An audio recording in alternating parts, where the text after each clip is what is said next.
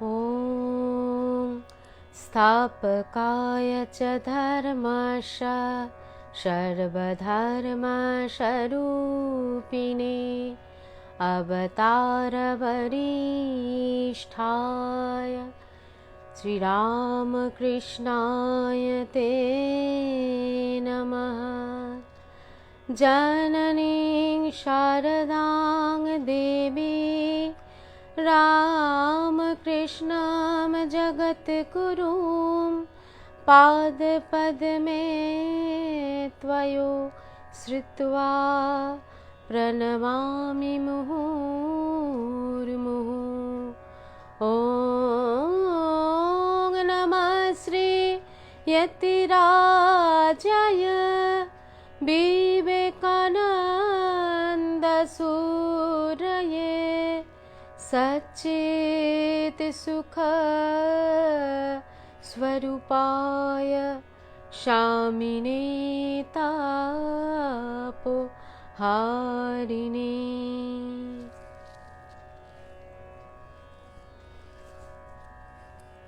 নমস্কার। আজ করুণাময়ী মা শারদা এই পেজ থেকে আমরা একত্রিত হয়েছি। অনুষ্ঠানের শুরুতে দিব্যত্রয়ী শ্রী শ্রী ঠাকুর, শ্রী শ্রী মা এবং স্বামীজির চরণে আমার আভূমি লুণ্ঠিত প্রণাম জানাই এবং উপস্থিত সকলকে আমার অন্তরের শুভকামনা, শ্রদ্ধা এবং ভালোবাসা জানাই। এই প্রসঙ্গে বলি যে আমার এই লাইভ অনুষ্ঠানের শেষে আমি আপনাদের কমেন্টসগুলো দেখি এবং আমার এত আনন্দ হয়, এত অনুপ্রাণিত হই আমি, যে মনে হয় পরের দিন যেন আরও ভালোভাবে সুন্দর করে আরও করতে পারি। আপনারা আমাকে এইভাবে অনুপ্রাণিত করছেন, এই জন্য অত্যন্ত কৃতজ্ঞ আপনাদের কাছে। এখন যারা দেখছেন এবং পরে যারা দেখবেন, প্রত্যেকের জন্য রইল আমার অনন্ত শুভকামনা। আজ প্রথমে আমি একটি সঙ্গীত পরিবেশন করব এবং তারপর শ্রী শ্রী রামকৃষ্ণ কথামৃত থেকে পাঠ করব। সঙ্গীত আমি খুবই ভালোবাসি, আর সঙ্গীত নিবেদন করার মধ্যে দিয়ে আমার মনে হয় যেন একটা শর্টকাট একটা রাস্তা বলতে পারেন ঈশ্বরের দিকে মনকে নিবেশিত করবার জন্য। যেন সঙ্গীত একটা অপূর্ব রাস্তা মনে হয়। তাই প্রতিদিন আমার গান শোনাতে ইচ্ছে করে এবং আমি নিজেও খুব গান শুনতেও ভালোবাসি। ঠাকুরও যেরকম বলেছিলেন যে ঠাকুরের প্রতিটা শ্রী শ্রী রামকৃষ্ণ কথামৃতের প্রতিটা পাতায়, প্রায় বেশিরভাগ পাতাতেই ঠাকুরের কিন্তু গানের উল্লেখ আছে। আর ঠাকুর বিভিন্ন ভক্তদের কাছ থেকে গান শুনতেন, নিজে গান গাইতেন, আর স্বামীজি তো অসাধারণ সঙ্গীত পরিবেশন করতেন ঠাকুরের সামনে। ঠাকুর ভাবস্থ হয়ে যেতেন। অসীমকে ধরা ছোঁয়ার এই একটা সহজ রাস্তা বলতে পারেন সঙ্গীত। তাই প্রথমে একটা সঙ্গীত গাইবার চেষ্টা করি এবং ঈশ্বরের কৃপা প্রার্থনা করি। আসুন।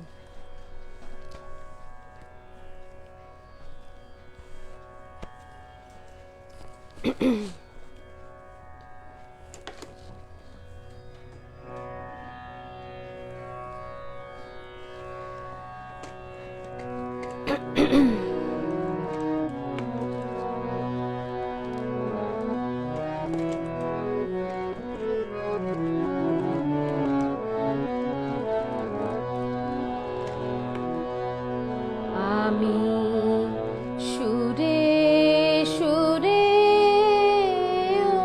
ওগো তোমায় ছুঁয়ে যাই। আমি সুরে সুরে ওগো তোমায় ছুঁয়ে নাই বা পেলাম দরস তোমার, নাই বা পেলাম দরস তোমার গানে গানে যদি তোমায় পাই, তোমায় ছুঁয়ে যাই আমি সুরে সুরে ওগো তোমায় ছুঁয়ে যাই।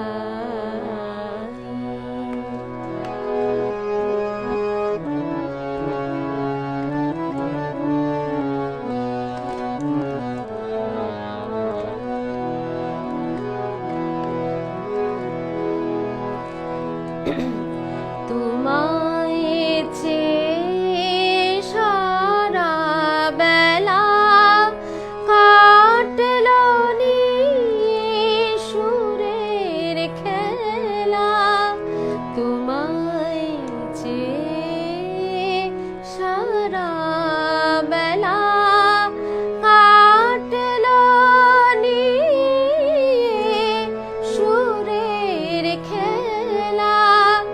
এবার আমার গানের ভেলা তোমার চরণ কোলে ভিড়াই, তোমায় ছুঁয়ে যাই আমি সুরে সুরে ওগো তোমায় ছুঁয়ে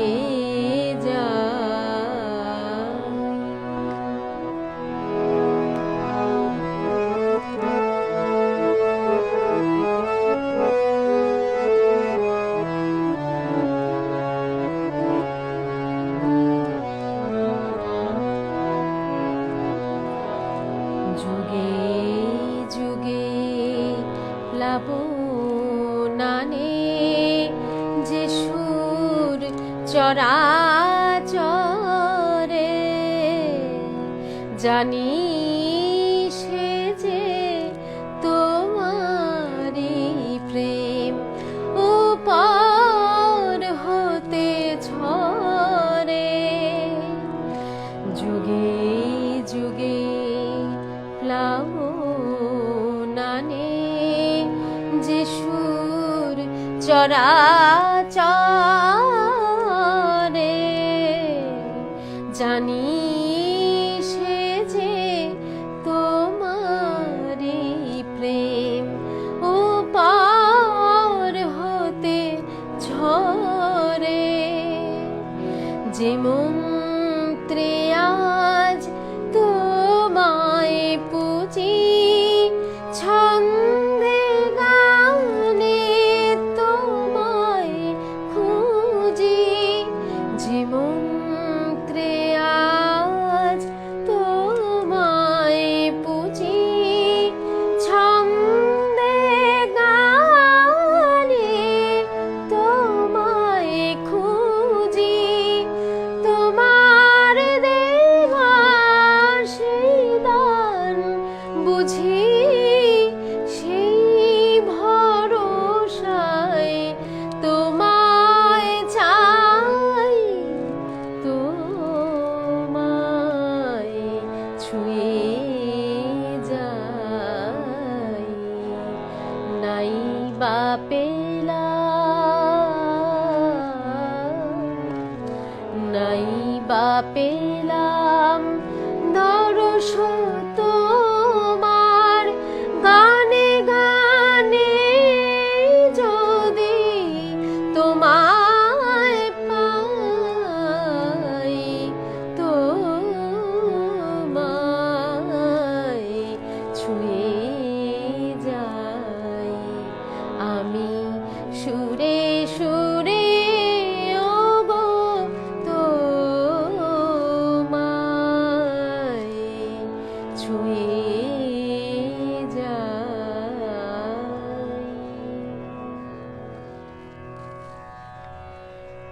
সুরে সুরে যদি তোমাকে ছুঁতে পারি, হয়তো তার দর্শন এই জীবনে নাও হতে পারে, তবুও সঙ্গীতের মাধ্যমে তাকে এই ধরার চেষ্টা করে যেতে পারি আমরা।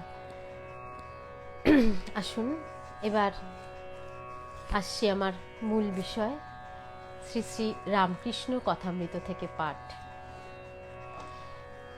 শ্রী শ্রী রামকৃষ্ণ কথামৃত সম্বন্ধে বলতে গেলে যেটা বলতে পারি যে এই রামকৃষ্ণ কথামৃত এবং লীলা প্রসঙ্গ এই দুটি হচ্ছে সব থেকে প্রামাণ্য গ্রন্থ বলা যেতে পারে, যেখানে আমরা ঠাকুরের মুখ নিঃসৃত কথা পাই।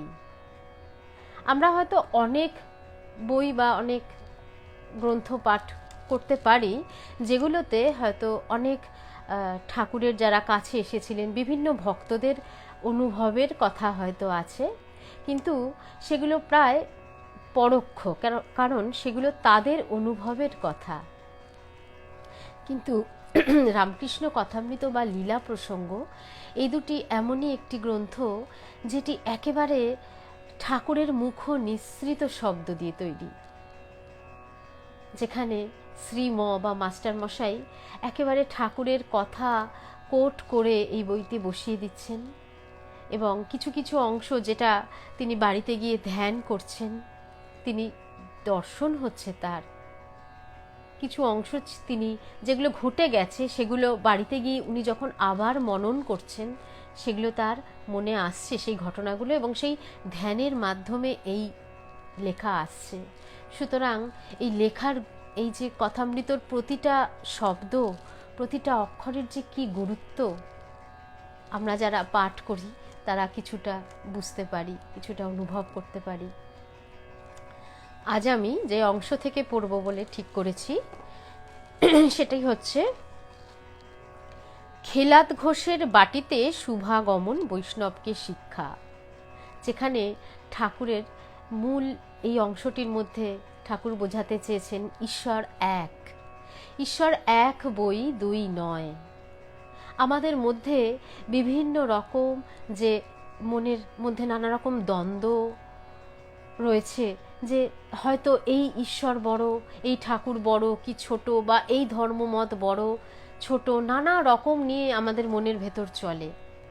তাই শ্রী শ্রী ঠাকুর একদম পরিষ্কার করে এই অংশটিতে বুঝিয়ে দিচ্ছেন ঈশ্বর এক দুই নয়। আজকাল এই যে চলছে ধর্ম নিয়ে হানাহানি, মারামারি, অত্যাচার নানা রকম চলছে, শুধু কিনা আমার ধর্ম বড় তোমার ধর্ম ছোট, এই যে নানা রকম চলছে, সেখানে দাঁড়িয়ে এই কথামৃত পাঠ এবং এই সব অংশগুলো অত্যন্ত প্রাসঙ্গিক হয়ে পড়েছে। শ্রী শ্রী ঠাকুরের কথা যদি আমরা একটু অনুধাবন করি, আমরা আমাদের ভুলগুলো খুব ভালোভাবে বুঝতে পারব, আমাদের সমস্ত দ্বন্দ্ব কেটে যেতে পারে। আসুন আমি এবার পাঠ শুরু করছি। ঠাকুর শ্রী রামকৃষ্ণ খেলাদ ঘোষের বাটিতে প্রবেশ করেছেন। রাত্রি 10টা হইবে। বাটি ও বাটির বৃহৎ প্রাঙ্গণ চাঁদের আলোয় আলোকময় হইয়াছে। বাটিতে প্রবেশ করিতে করিতে ঠাকুর ভাবাবিষ্ট হইয়াছেন, সঙ্গে রামলাল মাস্টার আর দুই একটি ভক্ত।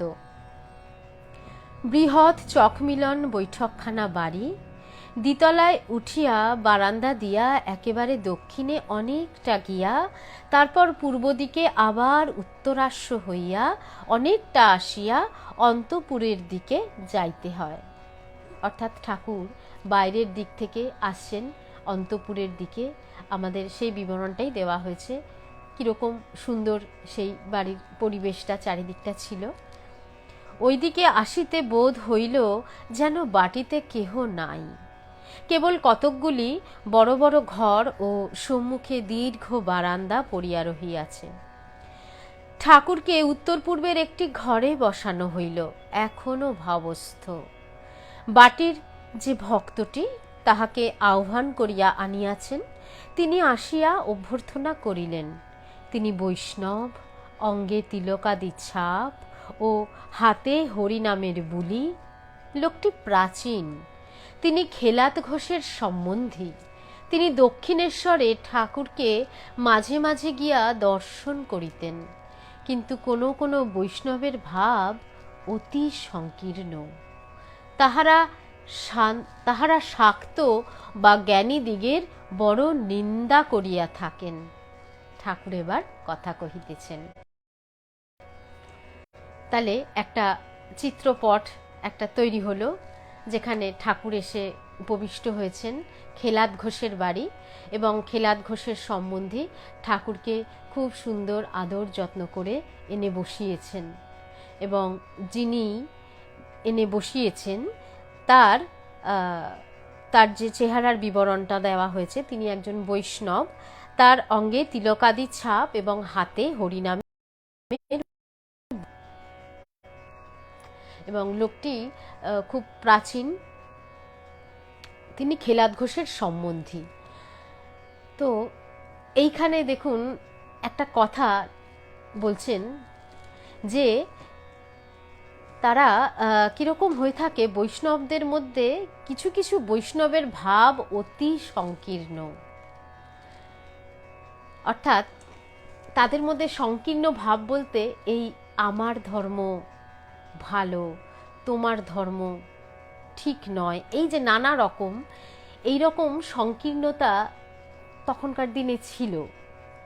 আজকে ঠাকুর যখন আমাদের বলে দিচ্ছেন যে যত মত তত পথ, এই যে বলে দিচ্ছেন, এত সহজে আমরা কথামৃত থেকে পেয়ে যাচ্ছি এই কথাটি যে ঈশ্বর এক এবং সমস্ত ধর্ম একই, এক কথা বলছে। আজ ঠাকুরের কথা পড়ে হয়তো কিছুটা সহজ হয়েছে আমাদের পক্ষে বোঝা, কিন্তু পুরনো কাল থেকে এইটা নিয়ে বিবাদ বিসংবাদের কোনো শেষ ছিল না।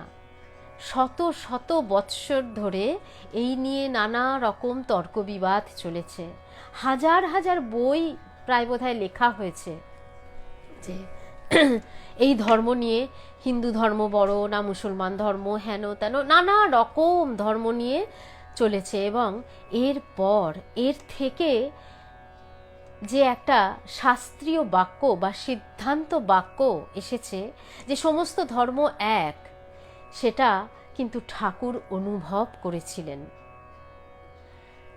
আজকে আমরা অতি সহজে এই কথাটা বলতে পারি, যেরকম এখানে যেরকম বলা হয় আমার ধর্ম, এরপরে যে ঠাকুর বলছেন শ্রীরামকৃষ্ণ বৈষ্ণব ভক্ত এবং অন্যান্য ভক্তদের প্রতি বলছেন, আমার ধর্ম ঠিক আর অপরের ধর্ম ভুল, এই মত ভালো নয়, ঈশ্বর এক, এক বই দুই নয়।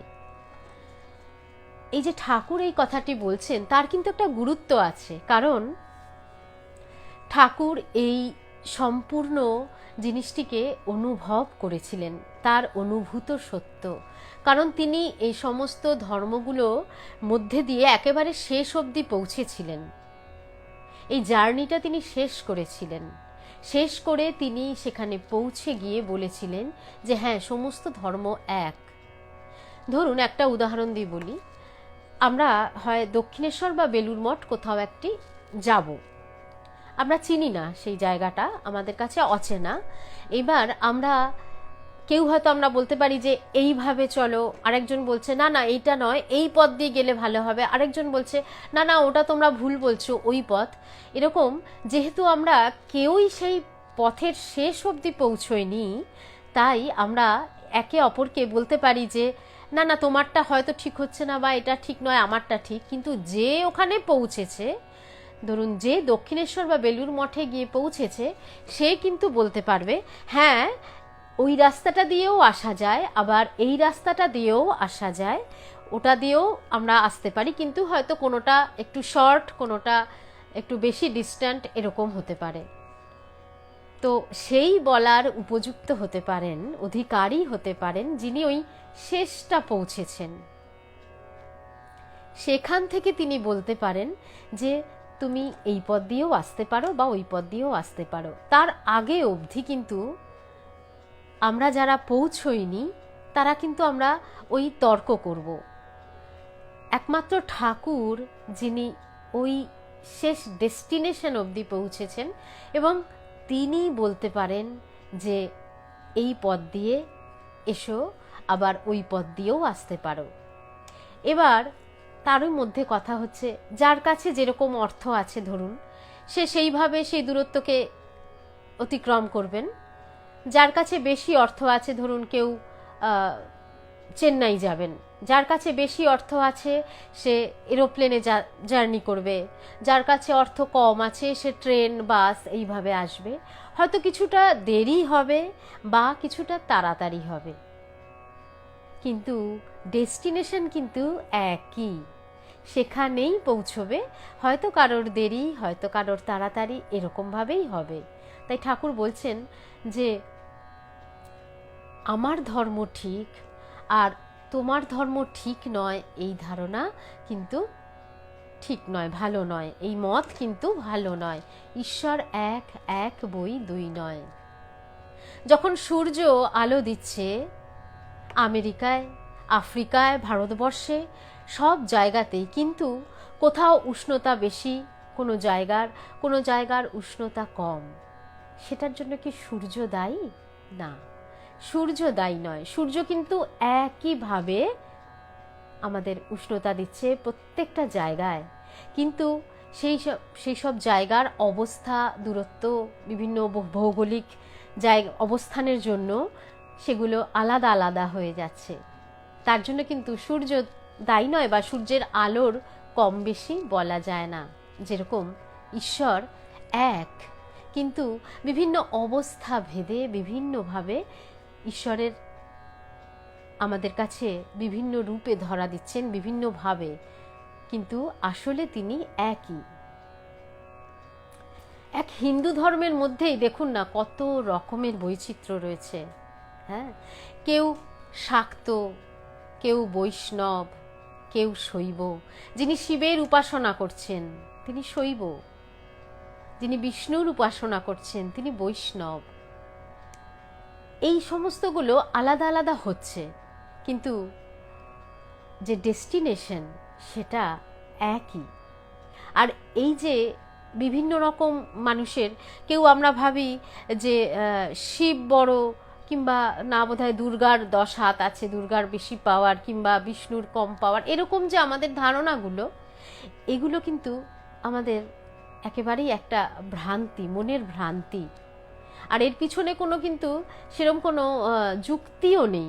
একটা আমাদের মনের মধ্যেই কিন্তু এগুলো তৈরি হয়, একেবারে কোনো যুক্তি ছাড়াই, কোনো বিশেষ কোনো গুরুত্বপূর্ণ কোনো কারণ ছাড়াই, গুরুত্বহীন একটা ব্যাপার আমরা মনের মধ্যে এটা নিজেদের মতো করে আমরা ভাবি বলেই এরকম ভাবি যে হয়তো আমার এই সমস্যায় এই দেবতার কাছে প্রার্থনা করলে বুঝি ভালো ফল হবে, বা এরকম করলে এনার শক্তি বেশি কি এনার শক্তি কম, কালীর শক্তি বেশি, হয়তো এনার শক্তি, লক্ষ্মীর শক্তি কম।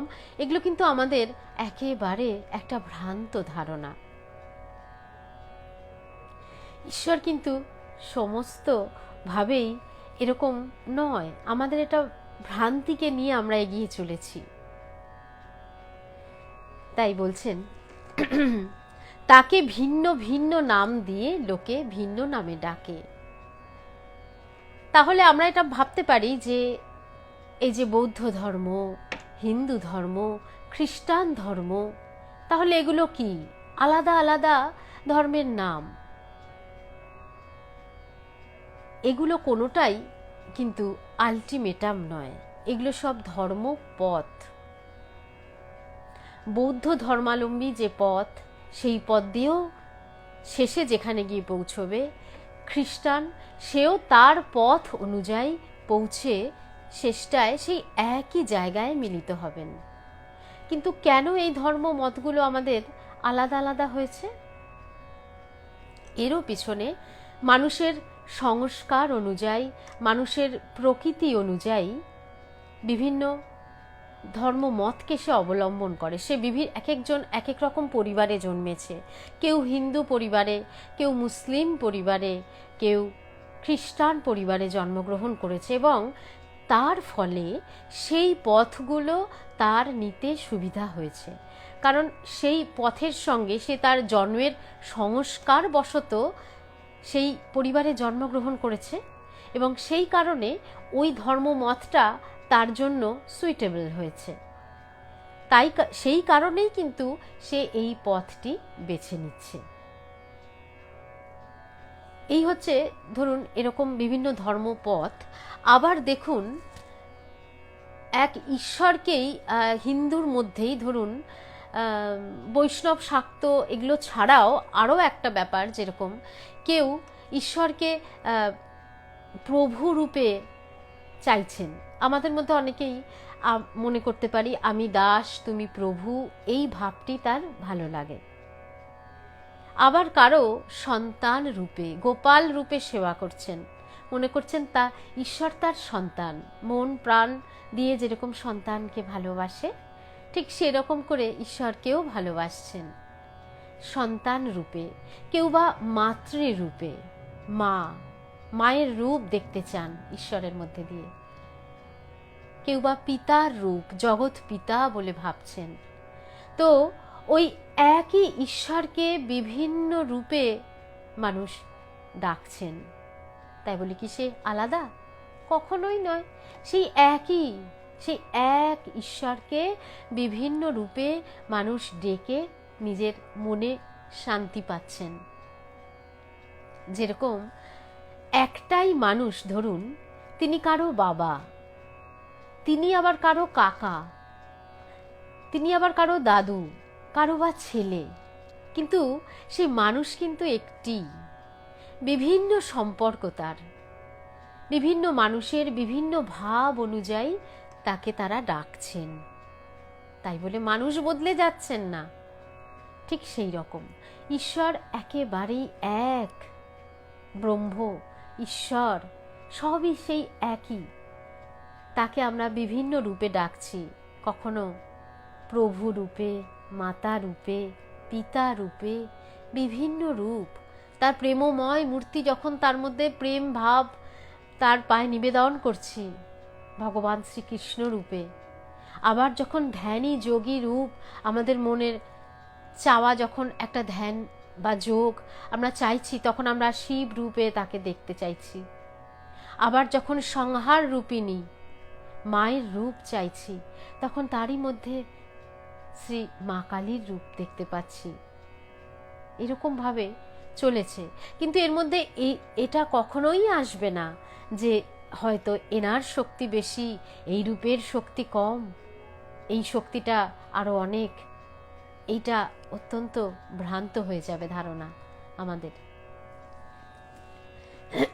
তাই ঠাকুর বলছেন দেখুন, কেউ বলে গড, কেউ বলে আল্লাহ, কেউ বলে কৃষ্ণ, কেউ বলে শিব, কেউ বলে ব্রহ্ম।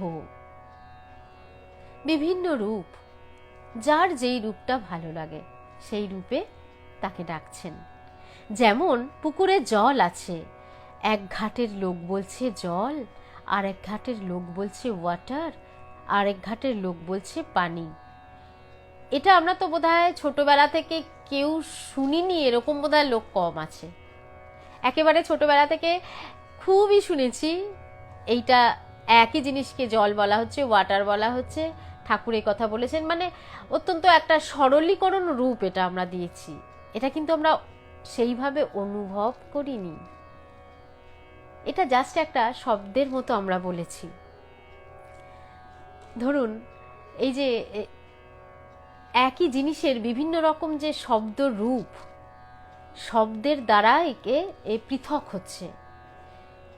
ধরুন আপনি কোনো জঙ্গলে বা একটা বিদেশে কোথাও আপনি হারিয়ে গেলেন, একটা ছোট উদাহরণ দিচ্ছি। আপনি সেখানে প্রচণ্ড জল তেষ্টায় ভুগছেন, খুব কষ্ট হচ্ছে আপনার ভেতরে। আপনি তো বাঙালি, জল বলেন, বড়জোর জলকে ওয়াটার এই অবধি জানেন, কিন্তু সেই দেশে হয়তো জলকে অ্যাকোয়া বলে। আপনার সে ওয়ার্ড জানা নেই, কিন্তু আপনি বোঝাবার চেষ্টা করছেন যে আপনি অত্যন্ত জল তেষ্টায় ছটফট করছেন, বোঝাতে পারছেন না, কারণ শব্দ তো পরিচিত নয়। কিন্তু যখন আপনার সামনে সেই জল এলো, আপনি তখন বুঝলেন হ্যাঁ এই জিনিসটা, এই যে H2O, এই অ্যাকোয়া, এই জিনিসটাই আপনি চাইছেন, কিন্তু তার নাম জল, কোথাও ওয়াটার। কত সুন্দর সেই যে অনুভব আপনার ভেতরে হলো, সেই অনুভবটাই হচ্ছে আসল। ঈশ্বরের ঈশ্বরের যে অস্তিত্ব, তার যে অনুভব, সেই অনুভবটুকু হৃদয় প্রবেশ করে আমাদের। সেখানে কোনো শব্দ বা কোনো তার ভাষাগত রূপ, তা কিন্তু সেই হৃদয় আমাদের থাকে না। আমাদের হৃদয় থাকে তার অনুভূতি।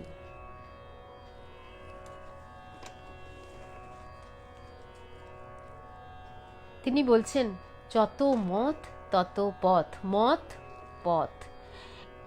এক একটি ধর্মের মতো এক একটি পথ ঈশ্বরের দিকে লয়ে যায়। যেমন নদী নানা দিক থেকে এসে বিভিন্ন সাগরে এসে মিলিত হয়। ঠাকুর আবার উদাহরণ দিয়ে বলছেন, বিভিন্ন ধর্ম মতগুলো যেন নদীর মতো আসছে, নদীর মতো বিভিন্ন জায়গা থেকে বিভিন্ন সংস্কৃতি অনুযায়ী, সংস্কার অনুযায়ী সমস্ত কিছু, বিভিন্ন রকম রিচুয়ালস নিয়ে, সব কিছু নিয়ে এক একটা নদী যেন, যেমন বহমান নদী যেরকম বয়ে আসে, ঠিক সেরকম আমাদের মধ্যে ঈশ্বর চেতনা, ঈশ্বর চিন্তা ঠিক সেইভাবে বয়ে আসছে, এসে সেই মহাসাগরে পতিত হচ্ছে। সেই ব্রহ্ম বা ঈশ্বর রূপ সাগরে পতিত হয়ে যাচ্ছে। তখন আর কিছু আলাদা নেই। যে যেই সংস্কৃতি থেকে আসুক, যে যেই ধর্মমত, ধর্মপথ অবলম্বন করে আসুক, তার মোহনা এসে সেই যে ঈশ্বরে এসে তখন সে সমর্পিত হচ্ছে, তখন তার কাছে আর কোনো কিছু নেই, কোনো পৃথকত্ব নেই।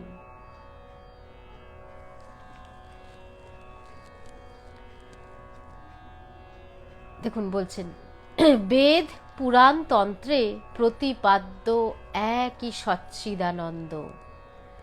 বেদে সচ্চিদানন্দ ব্রহ্ম, পুরাণেও সচ্চিদানন্দ কৃষ্ণ রাম, তন্ত্রেও সচ্চিদানন্দ শিব, সচ্চিদানন্দ ব্রহ্ম, সচ্চিদানন্দ কৃষ্ণ, সচ্চিদানন্দ শিব। অর্থাৎ এখানে ঠাকুর বলছেন, বেদ পুরাণ তন্ত্রে প্রতিপাদ্য সেই একই সচ্চিদানন্দ। সচ্চিদানন্দ প্রতিপাদ্য বলতে বোঝানো হয়েছে, যেটা যেটা আমাদেরকে বোঝানো হয় তারই প্রতিভাষা হচ্ছে প্রতিপাদ্য, সেই একই সৎ চিত আনন্দ। সচ্চিদানন্দকে ভাঙলে আসে সৎ চিত আনন্দ, মানে যা ছিল, যা আছে এবং যা প্রকাশিত তাই আনন্দময়, অর্থাৎ ব্রহ্ম। যিনি ঈশ্বর তিনি ব্রহ্ম। ঈশ্বরেরই রূপ ব্রহ্ম, একটি রূপ যেটা হচ্ছে নিরাকার। যখন নিরাকার নির্গুণ হয়ে যাচ্ছেন তখন হচ্ছেন ব্রহ্ম, অর্থাৎ তার কোনো আকার নেই বা কোনো অ্যাট্রিবিউটস নেই, কোনো গুণ নেই, তিনি হলেন ব্রহ্ম। সেই ব্রহ্ম যখন সৃষ্টি স্থিতি প্রলয়ের মধ্যে দিয়ে কাজ করছেন, এই জীব জগৎ সৃষ্টি করছেন, তিনি হচ্ছেন ঈশ্বর তার মায়া শক্তির দ্বারা।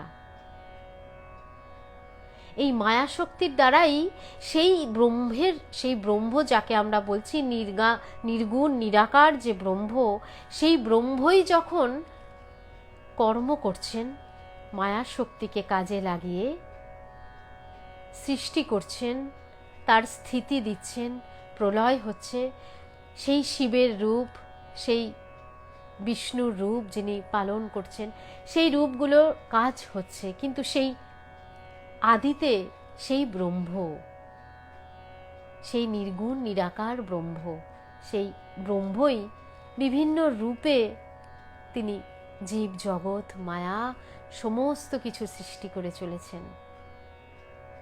আমরা কিন্তু এইভাবেই দেখব একই রূপ, কখনোই সেটি কম বেশি তারতম্য কিচ্ছু নেই, তারই মায়া শক্তি, তারই রূপ সমস্ত কিছু। সকলে চুপ করিয়া আছেন।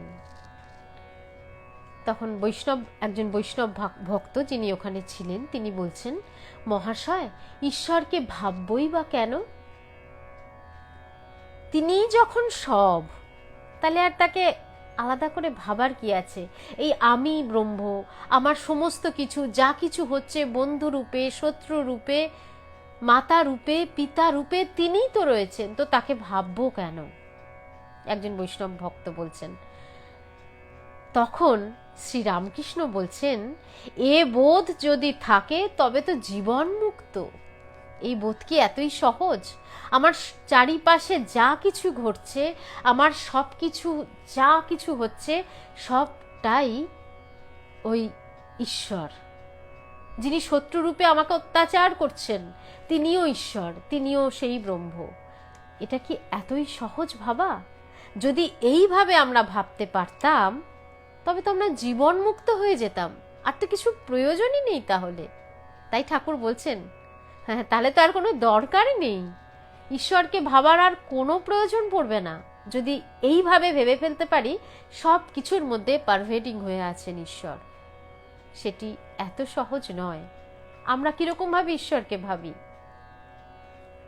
যখন কিছু ভালো কিছু ঘটছে, ভালো কিছু হচ্ছে, তখন আমরা ভাবি যে আমি করছি, আমার দ্বারা, আমি তো একটা ভালো কাজ করলাম। কিন্তু যখন কিছু একটা বিপদের মধ্যে দিয়ে যাই, দুঃসময়ের মধ্যে দিয়ে যাই, তখন আমরা ঈশ্বরকে ডাকি, হে ভগবান, এ কি হলো, এ কি করলে তুমি? তো আমাদের মধ্যে তো এরকমভাবে আমরা ডিসক্রিমিনেশন, আমরা নিজেরাই তো আলাদা করি। কি করে আমরা ভাববো সব কিছু ঈশ্বর? আমাদের তো সেই জায়গায় আমরা এখনো পৌঁছতে পারিনি। এত তো সহজ নয় সেইখানে পৌঁছনো। ঠাকুর বলতে পারেন, ঠাকুর সমস্ত কিছুর মধ্যে ঈশ্বর দেখেন, কিন্তু আমরা, আমাদের মধ্যে এখনো আমিত্ব রয়েছে, এখনো কর্তৃত্ব রয়েছে। তো একসঙ্গে তো দুটো হবে না। তাই বলছেন যে ঈশ্বরকে ভাববই বা কেন? তখন শ্রীরামকৃষ্ণ বলছেন, এই বোধ যদি থাকে তাহলে তো জীবন মুক্ত, কিন্তু সকলের এটি বিশ্বাস নাই, কেবল মুখে বলে। আমরা এটা মুখে বলি, মুখের কথা আর অন্তরের কথার মধ্যে বিস্তর ফারাক, বিস্তর। অন্তর থেকে বুঝে নেওয়া, মেনে নেওয়া, আর মুখে বলা, তার মধ্যে যে অনেক পার্থক্য। ঠাকুর তো সেটা বুঝে গেছেন, ঠাকুর তো সেটাই বলছেন। তাই সকলের এটি বিশ্বাস নাই, কেবল মুখে বলে ঈশ্বর আছেন, তার ইচ্ছায় সমস্ত হচ্ছে, বিষয়ীরা শুনে রাখে, বিশ্বাস করে না। এই যে বিষয়ীদের যে কথা বলা হচ্ছে, বিষয়ী, বিষয়ী বলতে কি শুধুই যে বিষয় নিয়ে থাকে তা নয়, শুধু বিষয় নিয়ে থাকে তা নয়। বিষয়ী বলতে এখানে ঠাকুর বোঝাতে চাইছেন যারা মুখে বলে যে ঈশ্বরের দ্বারা সবই তো হচ্ছে, ঈশ্বরই করছেন, ঠাকুর করছেন, কিন্তু মনে মনে তার উপরে 16 আনা বিশ্বাস নেই, সেই তাকেই বলা হচ্ছে বিষয়ী, যিনি ঈশ্বরের কথাকে অন্তর থেকে মেনে নিতে পারেন না, শুধুমাত্র মুখে বলেন। কানে আমরাও শুনি, আমরাও বলি, যেন এটা একটা পাখি পড়ার মতো, বুলির মতো আমরা বলি, অন্তর থেকে অনুভব করে বলতে পারি না। তাই এখানে বলছেন যে এটি সকলের বিশ্বাস নাই, কেবল মুখে বলে। বিষয়ীর ঈশ্বর কেমন জানো? খুড়ি জেঠির কোঁদল শুনে ছেলেরা যেমন ঝগড়া করতে বলে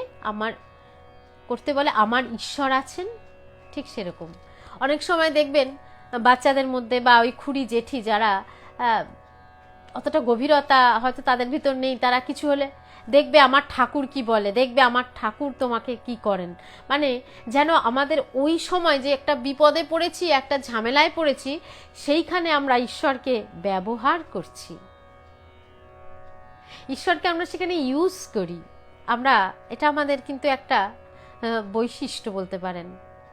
আমরা ঈশ্বরকে ভালোবেসে নয়, ঈশ্বরকে আমাদের যখন প্রয়োজন পড়ে তখন আমরা ঈশ্বরকে ব্যবহার করি, যে হ্যাঁ ঠাকুর দেখে নেবেন, ঠাকুর বুঝে নেবেন সেই সময়তে। কিন্তু আমাদের সব কিছুর উপরে কিন্তু বিশ্বাস সেভাবে নেই।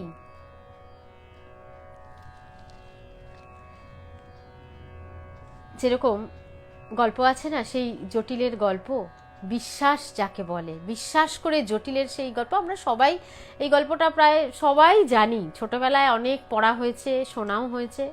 সেই যে বিশ্বাস, বা ছোট বাচ্চাটিকে তার মা বলেছিল, জঙ্গলের পথে যাওয়ার সময় সে খুব ভয় পাচ্ছিল, তখন তার মা বলেছিল যে তুমি জঙ্গলের পথে যখন যাবে মধুসূদন দাদাকে ডাকবে, সেই মধুসূদন দাদা তোমাকে ঠিক সাহায্য করবে, তোমার কোনো ভয় নেই। তো ছোট বাচ্চাটি কিন্তু মায়ের কথাকে সম্পূর্ণভাবে বিশ্বাস করেছিল এবং জঙ্গলের পথে সে যখন যাচ্ছিল সে মধুসূদন দাদাকে পরম বিশ্বাসের সাথে ডাকলো এবং সত্যিই তো এলেন মধুসূদন দাদা। এবং তারপরেও ঘটনা আরও ছিল যে একবার সে যে পাঠশালায় পড়তে যাচ্ছিল জঙ্গলের পথ দিয়ে, সেখানে গুরুমশাই একবার একটা অনুষ্ঠান বা কিছু একটার জন্য সবাইকে কিছু না কিছু আনতে বলেছিল, তো ওই ছোট ছেলেটিকে দই আনবার জন্য বলা হলো। তখন ছেলেটি সেই মধুসূদন দাদাকে বলল, সেই দাদা আমাকে তো গুরুমশাই বলেছেন সবার জন্য দই নিয়ে যেতে। তখন মধুসূদন দাদা একটা ছোট ভাঁড় দিলেন দইয়ের। তখন বাচ্চা ছেলেটি বলছে, দাদা আমাকে এইটুকু একটা ভাঁড়ে দই দিলে, ওখানে তো সবাই খাবে, যদি সবাইকে দিতে না পারি গুরুমশাই তো আমার উপর খুব ক্রুদ্ধ হবেন। তখন মধুসূদন দাদা বললেন যে তুই তো ছোট মানুষ, তুই পারবি না বেশি নিতে, এটাই নিয়ে যা না, এতেই হবে, তুই নিয়ে যা না। ও তো বাচ্চাটি তখন দাদা বলেছে, মধুসূদন দাদাকে সে পরম বিশ্বাস করে যে সেটা নিয়ে সে চলে গেল। এবার গুরুমশাই তো ওইটুকু দইয়ের ভাঁড় দেখে বেশ রেগেই গেলেন।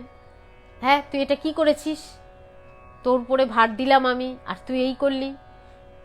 এইবারে যখন সেই দই যখন দেওয়া হতে শুরু করলো, দেখা যাচ্ছে সেই দই আর শেষ হচ্ছে না, ছোট ভাঁড়, অবাক কাণ্ড। তখন সবাই বলল, তুই কোথা থেকে এরকম একটা পেলি? তখন ছেলেটি বলল, জঙ্গলের পথে আমার মধুসূদন দাদা আছেন, তিনি আমাকে দিয়েছেন। বলছে চল চল আমাদেরকেও দেখা, কেমন দাদা তোর এমন একটা অদ্ভুত কিরকম ভাবে হলো। যখন জঙ্গলে নিয়ে গেল তখন কিন্তু আর দেখাতে পারলো না সেই দাদাকে, আর সেই দাদা দেখা দিলেনও না, সেই মধুসূদন দেখা দিলেন না। কারণ যারা গেছিল সেই ছোট ছেলেটির সাথে, গুরুমশাই এবং অন্যান্যরা, তারা কিন্তু সেই বিশ্বাস করেননি, তাই তারা পেলেন না। কিন্তু সেই মধুসূদন তাকে দেখা দিয়েছিল, সেই ছোট ছেলেটিকে দেখা দিয়েছিল। এও তো সেই বিশ্বাসেরই কথা। এবার বলছেন, সবাই কি তাকে ধরতে পারে?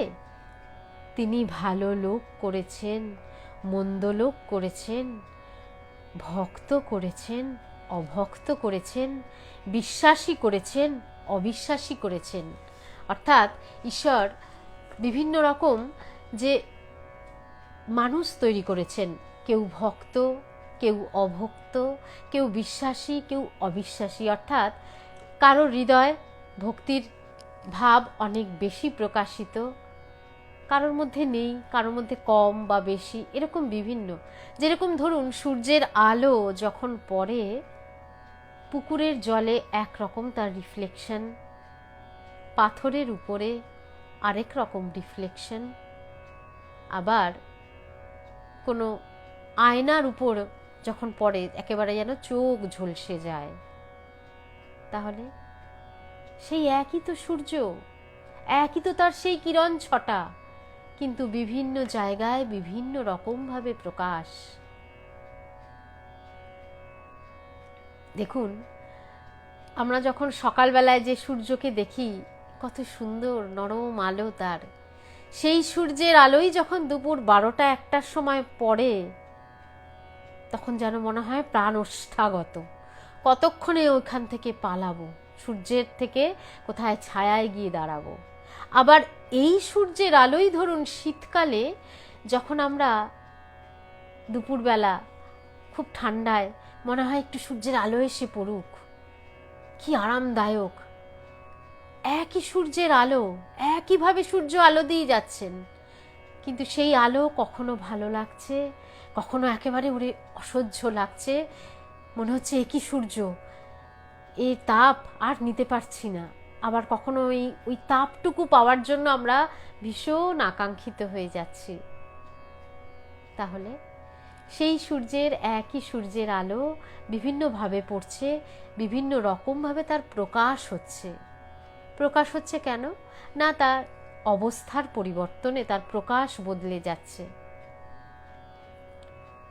যখন পাথরে পড়ছে তার থেকে রিফ্লেকশন নেই, যখন জলে পড়ছে তখন তার রিফ্লেকশন বেশ সুন্দর, যখন আয়নায় পড়ছে দুর্দান্ত রিফ্লেকশন, যেন চোখ ঝলসে পড়েই যাব।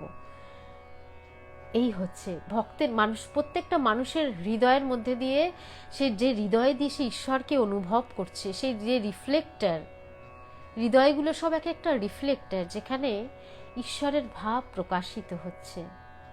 আমরা সেই ঈশ্বরের ভাবকে প্রকাশ করছি।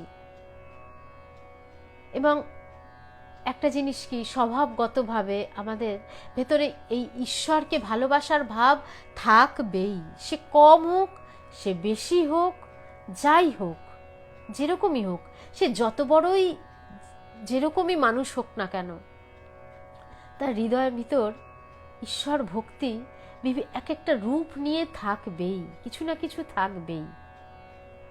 সেই বলছেন যে তিনি ভালো লোক করেছেন, মন্দ লোক করেছেন, ভক্ত করেছেন, অভক্ত করেছেন, বিভিন্ন রকম প্রকাশ। সূর্যের আলো মৃত্তিকার চেয়ে জলে বেশি প্রকাশ, আবার জল অপেক্ষা দর্পণে বেশি প্রকাশ। আবার ভক্তদের ভেতরেও থাক আছে উত্তম ভক্ত, মধ্যম ভক্ত আর অধম ভক্ত। গীতাতে এইসব আছে। অর্থাৎ ভক্তের মধ্যেও আবার 3 রকম আছে, ঠাকুর বলছেন। কিরকম? না অধম ভক্ত, মধ্যম ভক্ত, উত্তম ভক্ত। অধম ভক্তের ভাব কিরকম? না অধম ভক্ত ভাবেন হ্যাঁ ভগবান আছেন, ঠিক আছে। আমাদের মধ্যে অনেকেই এই জিনিস আমরা একটু অবজার্ভ করলেই দেখতে পাবো। আমাদের মধ্যে অনেকেই থাকেন হ্যাঁ হ্যাঁ ঠাকুর আছেন, ঠিক আছে, না নমস্কার করে ছেড়ে দিলাম, হ্যাঁ এই তো, আর ঈশ্বর আছেন আছেন, তিনি তার মতন আছেন, আমরা আমাদের মতো আছি, করে যাচ্ছি।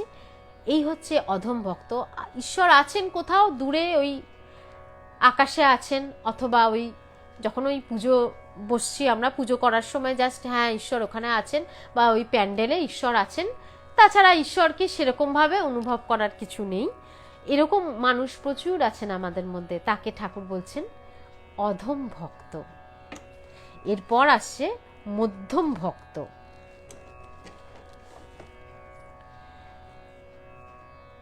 আর মধ্যম ভক্ত বলে ঈশ্বর সর্বভূতে চৈতন্য রূপে আছেন, প্রাণ রূপে আছেন।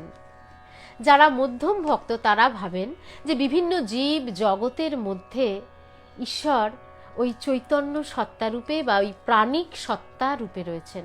আমাদের মধ্যে যে প্রাণ রয়েছে, যে প্রাণ শক্তি যে যা কাজ করছে, বিভিন্ন জীবের মধ্যে যে প্রাণ শক্তি কাজ করছে, সে প্রাণ শক্তি ঈশ্বর। যারা মধ্যম ভক্ত তারা এইভাবে দেখেন প্রাণের যে অস্তিত্ব, প্রাণের যে ব্যাপ্তি, প্রাণিক যে শক্তি, যে এনার্জি, সেটাই ঈশ্বর। এইভাবে মধ্যম ভক্ত দেখে থাকেন ঈশ্বরকে। আর উত্তম ভক্ত বলে ঈশ্বরই নিজে সব হয়েছেন, যা কিছু দেখি ঈশ্বরের এক একটি রূপ, তিনি মায়া, জীব, জগৎ এই সব হয়েছেন, তিনি ছাড়া আর কিছু নেই।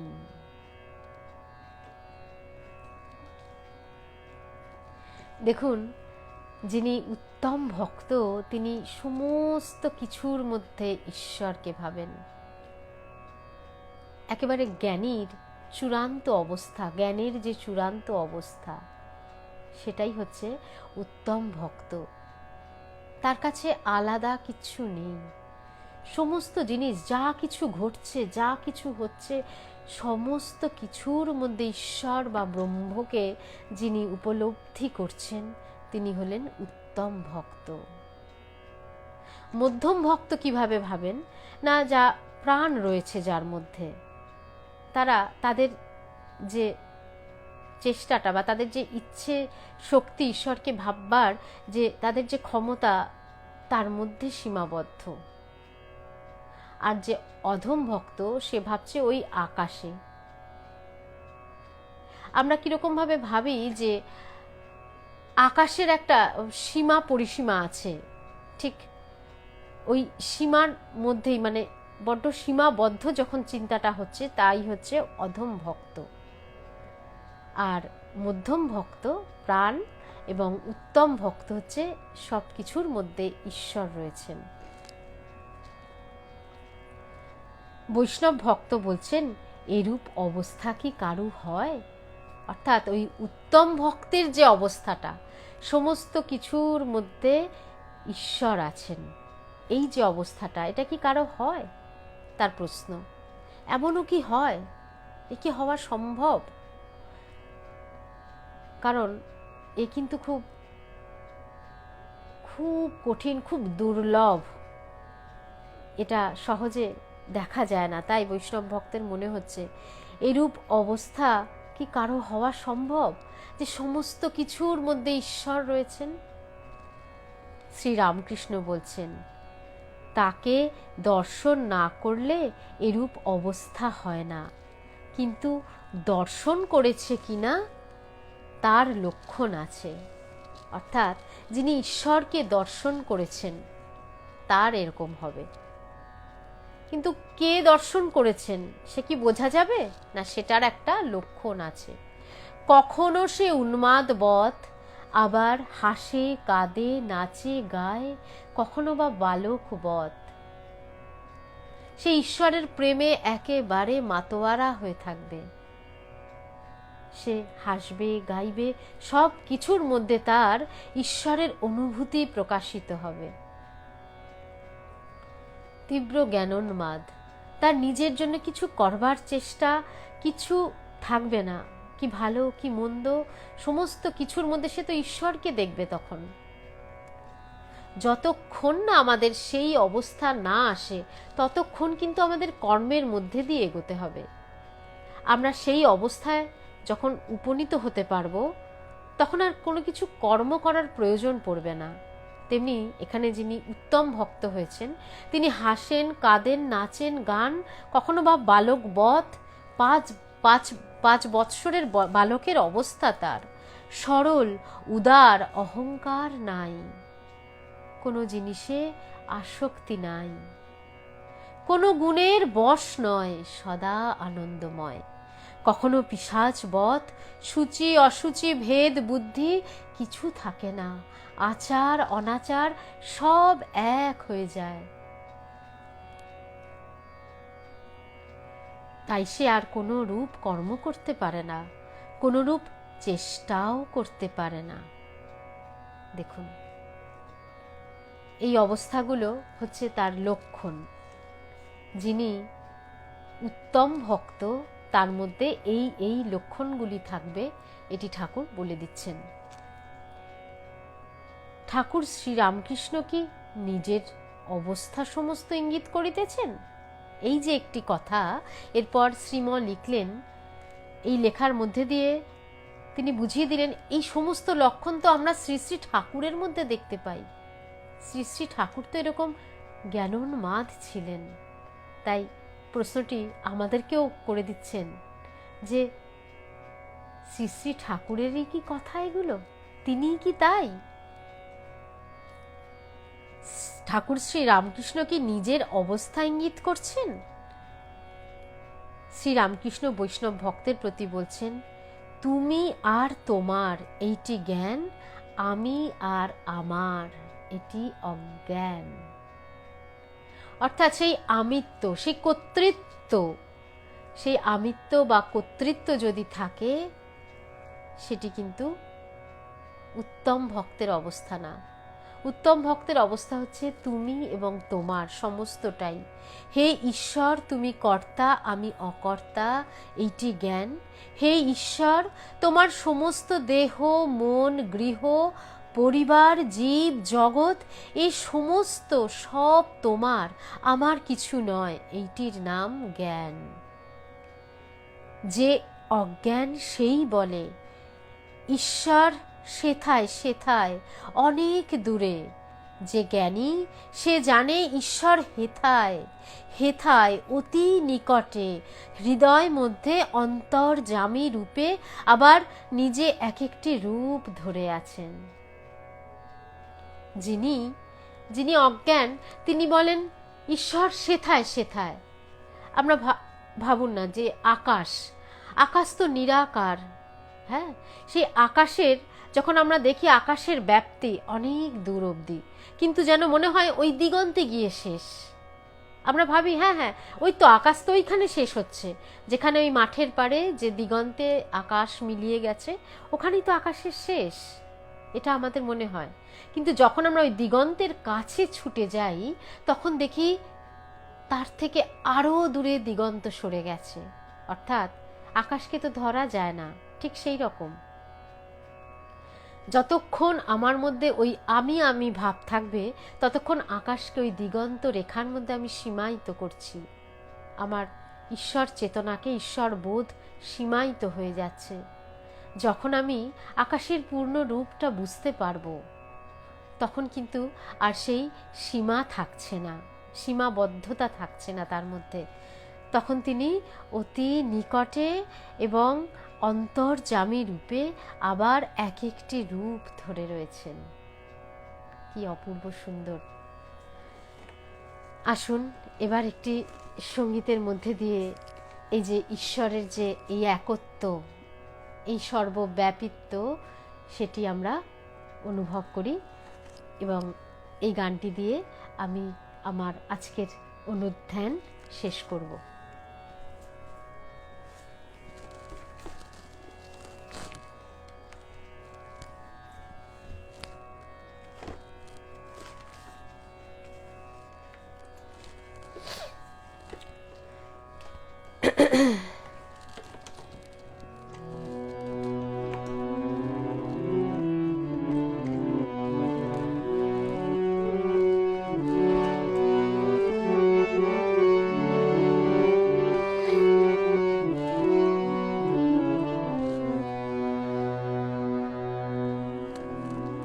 দেখুন এই গানটি শ্রী রামকুমার চট্টোপাধ্যায় গেয়েছিলেন, অপূর্ব সুন্দর।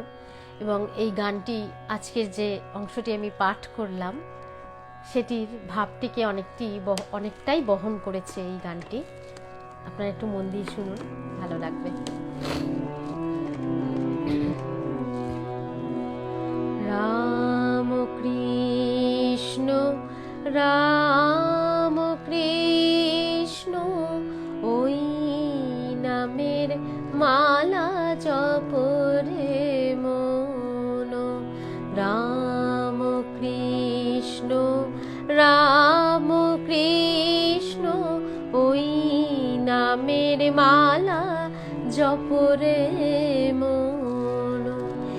এই অসার সংসারের মাঝে, এই অসার সংসারের মাঝে সেই যে তোমার সারতন। রাম কৃষ্ণ রাম কৃষ্ণ ওই নামের মালা জপরে মন।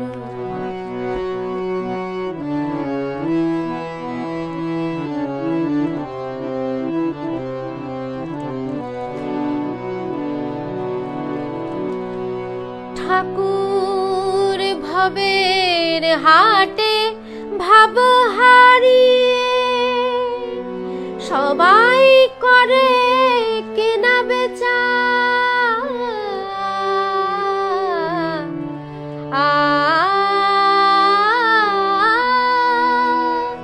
ঠাকুর ভবের হাটে ভাব হারিয়ে সবাই করে কেনা বেচা।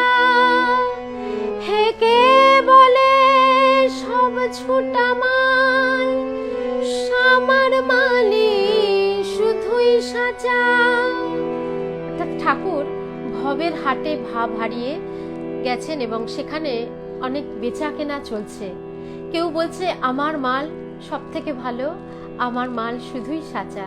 সেখানে ঠাকুর বলছেন,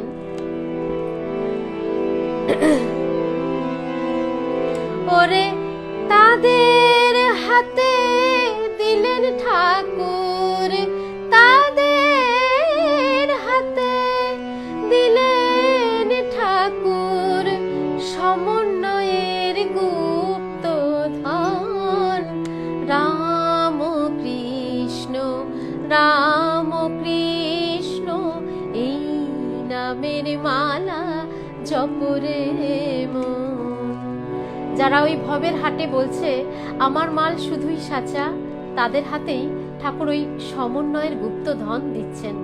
বলছেন সমস্ত এক, সেই সমন্বয় করছেন ঠাকুর। পঞ্চবটির ছায়ের তলে সপ্ত সাগর মিলল এসে,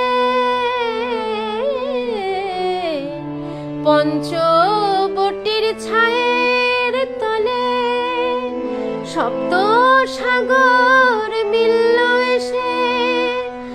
আর যত মত তত পথ সবারই শেষ সেই বিশেষে।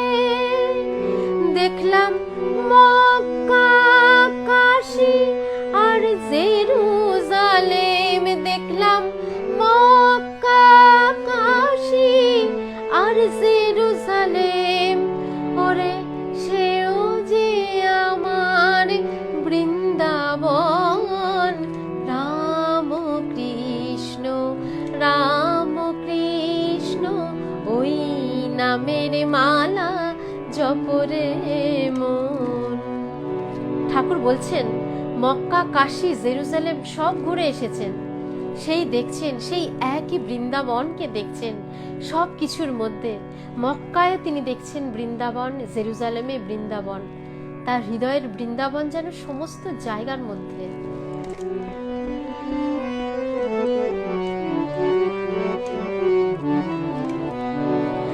ঠাকুর খোদার নামে আজান দিলেন, যিশুর নামে প্রার্থনা। ঠাকুর খোদার নামে আজান দিলেন আর যিশুর নামে প্রার্থনা। রাম কৃষ্ণ রাম কৃষ্ণ ওই নামের মালা জপরে মন।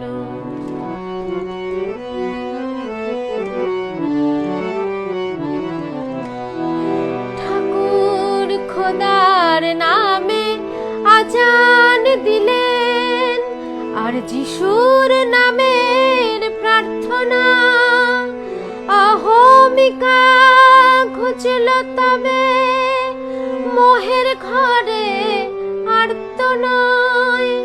ঠাকুর শ্যাম শ্যামাদি নামে পাগল, শ্যাম শ্যামাদি নামে পাগল।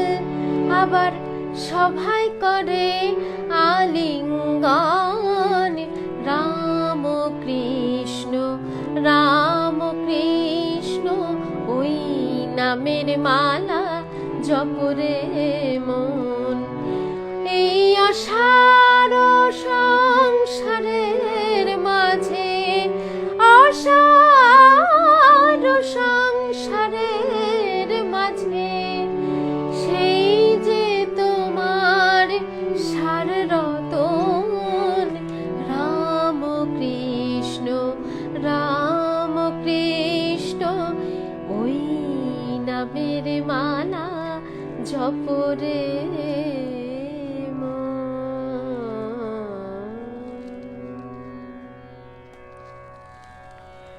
তাই আমাদের একটাই রাস্তা, একটাই নাম, শ্রী রামকৃষ্ণ নাম।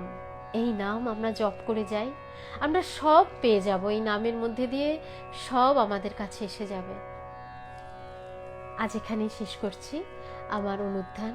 আপনারা সকলে খুব ভালো থাকুন, খুব আধ্যাত্মিকভাবে থাকুন, ঠাকুরের কৃপা প্রার্থনা করে এখানে শেষ করলাম।